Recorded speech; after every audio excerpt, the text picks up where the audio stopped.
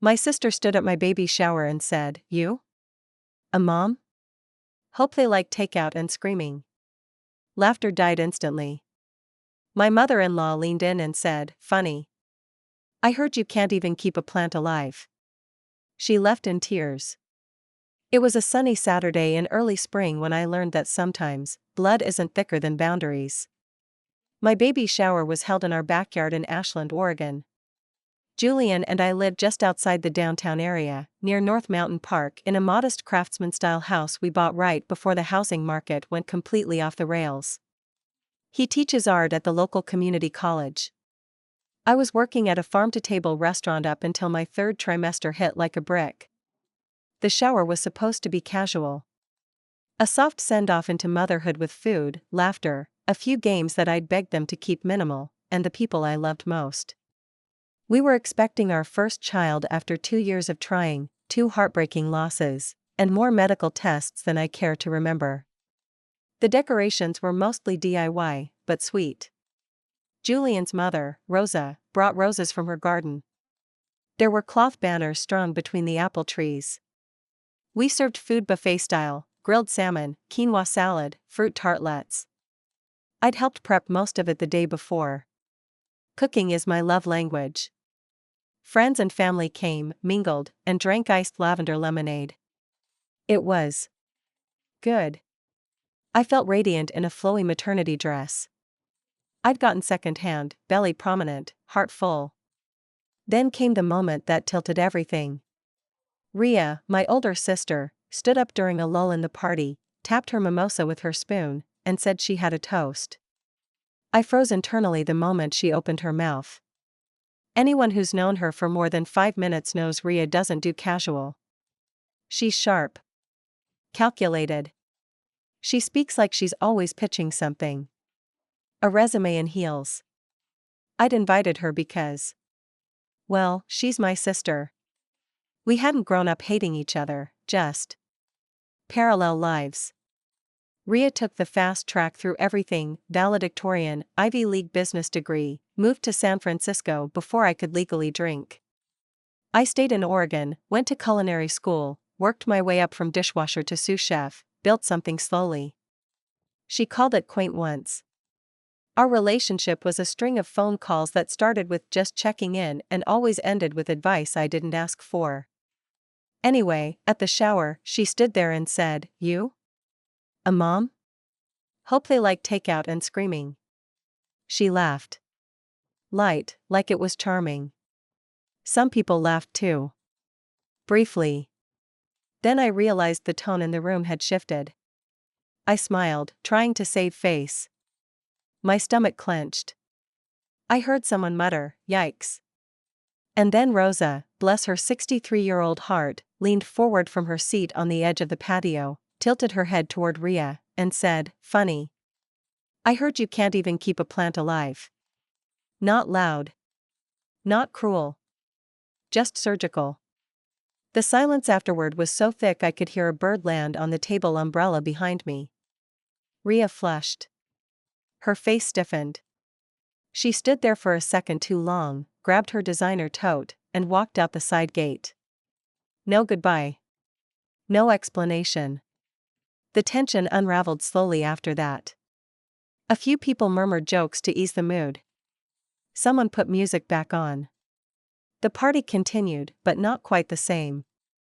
I went through the motions, gifts, cake, hugs. But inside, I was unraveling. I didn't cry that day. I didn't even yell. I just existed through it. Afterward, when we were alone and Julian asked if I was okay, I shrugged and said, "It's not the first time." Because it wasn't. This had been my whole life with Rhea, needles dressed as compliments, advice laced with contempt, phone calls where she checked in by telling me what I should be doing differently. It wasn't about the joke. It was about the pattern. She once told me I had culinary commitment issues because I changed kitchens every 2 years. She called Julian safe when we got engaged, like I'd settled. When we lost our second pregnancy, she said, "At least you're still young. You'll get over it faster." I had always let it go. She was my sister. I convinced myself she meant well. But this time it was public. This time, Rosa, who barely raises her voice, had had enough. And this time I was pregnant. Hormonal. Exhausted. Raw. And I had no more room left in me to hold someone else's bitterness. The next day, Rhea texted, "Sorry yesterday wasn't what you expected." That was it. No apology. No mention of what she said. Just a passive shrug in sentence form. I didn't reply. The days that followed were a wave of people messaging me. My mom. My Aunt Ruth. Even one of Rhea's old college friends who had been in the shower. They all said the same thing, she didn't mean it. She thought it was funny. You know how Rhea is. Yes. I did know. That was the problem. The real blow came when Rosa pulled me aside a few days later and told me the whole truth. A month earlier, during a family dinner at Julian's cousin's house, Rhea had said, loud enough for Rosa to hear, "I still don't understand how Mallory's going to raise a baby. She barely manages her own schedule, eats like a raccoon, and sleeps at 3 a.m. I hope Julian knows he's basically going to be a single parent." Rosa, who had never involved herself in sister drama before, remembered that moment. She told me it had sat with her ever since, and when Rhea pulled the same cruelty again, she couldn't stay quiet. "She talks like you're a performance," Rosa said. "But you're a human being. And a damn good one. I don't think I've ever loved my mother-in-law more." And then the second shoe dropped. About 2 weeks after Mira was born, a difficult but beautiful labor, I got a letter from my mom. Inside was a card. In it, Rhea's handwriting. 5 pages. All handwritten. That alone told me she was serious. I'll be honest, I didn't read it right away. I shoved it into a drawer and stared at it for 2 weeks like it might burst into flames. I wasn't ready. When I finally opened it, I sat down at the kitchen table and read every word. Rhea confessed a lot. She talked about how, after her second failed round of IVF, something cracked in her. How watching me have a baby after she couldn't fill her with anger she didn't know how to process. How she had always been jealous that I could fail and still be loved, while she only felt valuable when she was perfect. She wrote, "I've been cruel. Because it was easier to belittle your happiness than sit with my own grief. And I'm sorry." She didn't ask for forgiveness, not directly. But she asked if, someday, I'd let her be part of Myra's life. And that's where I am now. Sitting with that letter. Holding my daughter in one arm, and the past 30 years of our sisterhood in the other. I've reread that letter 5 or 6 times now. Some parts made me angry. Some parts made me cry. And some just confused the hell out of me. Because this wasn't the Rhea I knew. Or maybe it was, but this was the version she only showed on paper, guard down, armor off. Not in public, not with sharp jokes, not while sipping a drink and scanning the room for witnesses. This was raw. Vulnerable. And entirely unexpected. What do you do with that? The thing is, I do believe her grief is real. I can't imagine how soul-crushing failed IVF must be. The hormones, the appointments, the hope you're forced to build up just to have it crash down again. And twice? I wouldn't wish that on anyone. But I also can't unfeel all the times she turned her pain into poison and served it to me wrapped in a smile. I've been trying to explain all this to Julian without sounding like I'm obsessing. But he's been patient. He listens, never pushes. He's always had a better sense of boundaries than I have. "I think she's trying," he said one night while washing Myra's bottles at the sink. "But trying doesn't mean you owe her anything. Forgiveness is a gift. It's not an obligation." He says stuff like that and I remember why I married him. Still, part of me feels guilty? Like I'm being too harsh. Too stubborn. What if this is her turning point? What if this is the first time she's actually trying to connect instead of dominate? But then another part of me, the part that held back tears during every Thanksgiving when Rhea joked that I was still finding myself, Or the birthdays she forgot and brushed off as just busy, that part remembers that this isn't new. I spent years building a tolerance to Ria's toxicity the way people build tolerance to poison. Little by little, convincing myself it wasn't that bad. That she's family. That she means well. Until one day I became a mom. And now I can't risk that kind of harm floating around Mira. I picture Ria holding her, saying something funny that isn't, planting seeds of insecurity the way she used to do with me. Telling her that her hair is wild, her laugh is too loud, or that she's a handful. It makes me physically sick. I've worked too damn hard to unlearn the shame Ria dripped into my bones growing up. I won't let my daughter inherit that legacy. And yet, the letter sits in my nightstand. Not in the trash. Not unread. That has to mean something. Meanwhile, my mom has been calling every few days, carefully probing, trying not to pick a side, but clearly hoping I'll be the bigger person. She's always done this dance, neutrality at the cost of honesty. She's really trying, Mel, she said recently. And she's hurting more than she lets on. I told her, so am I. We let the silence hang there. Aunt Ruth, on the other hand, texted me 3 days ago and said, "You're under no obligation to heal someone who injured you. Especially not when you're still healing yourself." Bless Aunt Ruth. Meanwhile, Rosa has been over almost every day helping with Mira. She doesn't ask questions about Ria. She just folds laundry, warms meals, rocks the baby while I shower or nap. Quiet, steady love. I think some people grow up learning love through power, she told me last week while we sat on the porch with Mira asleep on my chest. And when they see someone loved without needing to perform, it threatens everything they believe about themselves. I'd never heard it put that way before. But it landed. Ria does perform. Always has. Top of her class, most impressive job, curated Instagram. Her life looks like a magazine spread, but maybe, deep down, it's all scaffolding. And I'm the messy sister who still got the love anyway. So maybe, somewhere in her brain, tearing me down felt like restoring the balance. Maybe. But now I'm not playing that game anymore. I'm not Mallory, the apologetic little sister who brushes things off. I'm Mallory, the mother. The wife. The woman who rebuilt herself after miscarriages and burnout and 1,000 sleepless nights in restaurant kitchens, working 14-hour shifts under screaming chefs and still coming home to dream about a family. I have that now. I have Mira. I have Julian. I have a small life that feels huge in its meaning. And for the first time, I don't need Ria's approval to feel valid. But that letter is still there. And I wonder, if I open the door a crack, just enough for a conversation, would I be risking too much? Or denying someone a real chance to grow? The letter stayed in the drawer for weeks, but the weight of it didn't. It followed me in little ways. When I was nursing Mira in the middle of the night and the house was dark and still, I'd think about Ria as a little girl.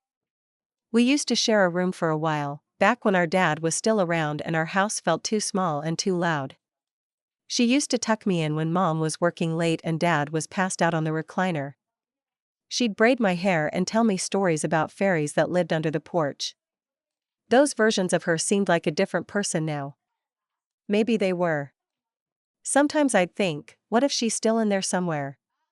But then I'd remember that even after everything, after her humiliation at the shower, after Rosa's quiet but firm clapback, after walking out with no apology, she still didn't call. She texted that bland, non-apology line, and sent a letter weeks later, probably because someone guilted her into it. Or maybe because she really meant it. I kept cycling through the same questions, and the longer I went without answering, the more tangled it got. It was like living inside an emotional knot. I couldn't tell if I was protecting myself, punishing her, or doing both at once. And Mira was growing. Every day, her face changed a little. Her eyes started to track my movements across the room. She smiled when Julian made ridiculous raspberry sounds. She had this way of wrapping her fingers around my pinky like she never wanted to let go. This tiny human depended on me to protect her, Not just from sharp corners and hot stoves, but from people. From energy. From voices that cut instead of care. So when Rhea sent a follow-up message, this time an actual voicemail, I froze again. I didn't listen to it right away. Just saw the notification and felt that tightness in my chest. I was washing dishes, Mira and her bouncer nearby, and my hands just stopped moving. I let the message sit for hours. Finally, when Mira was down for a nap and the house was quiet, I played it. Just once. Her voice was different. Not chipper, not performative. Slower. Lower. Hey. It's Rhea. I know I shouldn't be calling, but I didn't know how else to reach you. I know the letter probably didn't fix anything. It wasn't meant to. I wanted you to know I see it now. All of it. And I miss you. And I'm sorry. You don't have to reply. I just needed to say it. That was it. I sat on the couch for a long time after. Mira started fussing eventually, and I got up like a robot, picked her up, bounced her until she settled. But my mind was still circling the voicemail like a vulture around a carcass. What did I see it now even mean? Did she really get it? Did she finally understand how her words landed, or was she just tired of being the one on the outside? I didn't respond. Not yet. The following week, Rosa and I were making freezer meals while Mira napped. I chopped onions while Rosa portioned out soup into plastic containers. I heard from Rhea, I said without looking up. Rosa didn't flinch. She just nodded once, slow and measured. I see. She sent a voicemail this time. Another pause. Did you listen? I nodded. I think she's trying. I just don't know if it matters anymore. Rosa set down the ladle and looked at me. Trying matters. But timing does too. We didn't say anything else for a bit. Just went back to cooking. But I kept chewing on that. Rhea's timing had always been off. Too little, too late. But for the first time, it wasn't coated in sarcasm or filtered through defensiveness. It was plain. Unearned maybe, but plain. It made me think of how often people mistake reconciliation for repair. As if saying sorry rewinds the damage. It doesn't. Sometimes all it does is give you the tools to rebuild, if you even want to. And I wasn't sure I did. One night, I told Julian everything. The letter. The voicemail. My confusion. My guilt. He listened, then said, if she's really changed, she won't make your forgiveness a requirement for her growth. That stuck with me. Because that's the thing. If Rhea is truly remorseful, she'll keep doing the work even if I never pick up the phone. Even if I never open that door. She'll apologize without expectation. She'll reflect without needing applause. She'll grow without dragging me into it. And if she doesn't, well, then I guess I have my answer. But this wasn't just about Rhea anymore. This was about every version of me that shrank in her shadow, every time I bit my tongue instead of speaking up, every moment I walked away instead of asking for respect. Mira deserved a mother who knew how to protect peace, not just endure pain. So maybe this wasn't just a decision about Rhea. Maybe this was about me, finally choosing to stop hoping someone would love me better and instead starting to love myself enough not to settle for less. A few more weeks passed. The garden started blooming again, Rosa's influence, mostly. She came by every Saturday morning and we'd prune the rose bushes and dig up space for new vegetables. Mira was getting bigger, laughing more. I was adjusting to motherhood in stages, slowly, tenderly, and with more resilience than I ever thought I had. One morning, while Mira was napping and Julian was sketching in the garage, I walked past my nightstand, pulled open the drawer, and took out Rhea's letter. I reread it carefully this time. I wasn't looking for reasons to forgive her, I was looking for truth. And I think I found it between the lines. The regret was real. The envy too. But most of all, What I saw was a woman who had spent her whole life measuring worth by achievement and finally found herself empty at the finish line. She had nowhere to go now but back. But I wasn't the same sister waiting for her. So I wrote back. It wasn't long, but it was honest. Ria, I read your letter. I believe you're hurting. And I'm sorry for that. I'm not ready to rebuild anything between us right now. Maybe someday. But I need you to understand something. I'm not your project. I'm not your punching bag. I'm not your cautionary tale. I'm a mother now. I'm raising a daughter who will learn how to let people love her without strings, shame, or sarcasm. And to do that, I need to be that woman myself.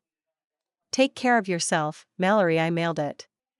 No return address. Just dropped it in the box outside the Ashland post office and didn't look back. That night, Julian opened a bottle of wine, just one glass for me, since I was still nursing, and we sat on the porch while Mira dozed inside with the baby monitor close by. What now? He asked. Now, I move on, I said. And I did. Over the next few months, things got brighter. Not easier, no. Mira had colic for 6 solid weeks and my hair fell out in terrifying clumps, but clearer. I went back to part-time work at the restaurant with Rosa watching Mira during my shifts. My boss, Miguel, made space for me in the kitchen again. There was something cathartic about cooking again, fire, knives, focus. It brought me back to myself.